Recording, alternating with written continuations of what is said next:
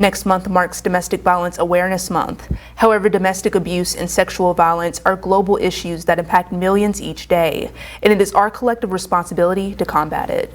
I sat down with a woman who joined a group that took that obligation seriously and helped get justice for a woman that they never got a chance to meet, but they could have met the same fate as. In the shadows of our society, concealed beneath layers of silence and shame, a pervasive and disturbing issue continues to impact people globally: domestic violence and sexual assault. These crimes happen more often than we think to people that we would never view as victims and perpetuated by criminals that we would never suspect. No More, a global nonprofit dedicated to putting an end to this, states that 1 in 3 women will experience domestic violence or sexual assault in their lifetimes. 1 in 6 boys will experience sexual violence before the age of 18, and 65% of victims who reported being abused state that no one attempted to help them. Considering these statistics, how can we address such a major widespread issue to put a stop to it? Host of the Girlfriends podcast, Carol Fisher's answer is to band together to protect each other and call it out when we see it. The Girlfriends podcast follows Fisher's true story of how she and other women initially came together to talk about an ex-boyfriend that they all previously dated.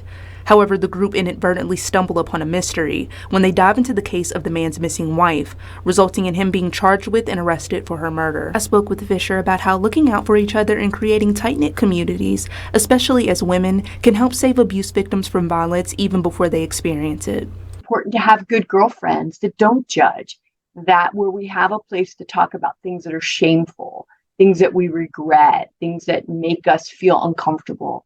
And so it's just so important to come together and have these important conversations, work together, raise awareness, and then take action.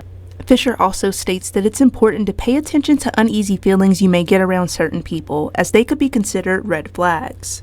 There were so many red flags, starting at the very first date, where I ignored my intuition. When I started to ask and have a conversation, started to engage in a discussion about, hey, you know, what's your past? My past is I've been married. I have a daughter. I'm a single mom. And he was so hesitant to talk about his past. I should have ran at that point. But I wanted to believe what I wanted to believe. And don't we do that? Don't we as women do that? We don't want to accept the red flags. So yeah, I understand red flags firsthand, and it's so important that we listen to our intuition. Even if you're unable to recognize the initial warnings, it's most important for you to know that the abuse and violence that you experienced isn't your fault, and that no one has the right to harm or violate you. There are countless resources available to help survivors of domestic violence and sexual abuse. However, the resource with the largest impact to eradicate this ongoing problem is for all of us to stand up and place the blame and shame where it really belongs, which is with the abusers. In Oak Hill, Brandy Lawrence, Newswatch. Anyone experiencing violence or abuse should know that they don't deserve it and that they have communities available to support them. Away, formerly known as the Women's Resource Center, is available to help survivors and can be reached at the phone number or at the website provided at the bottom of your screen.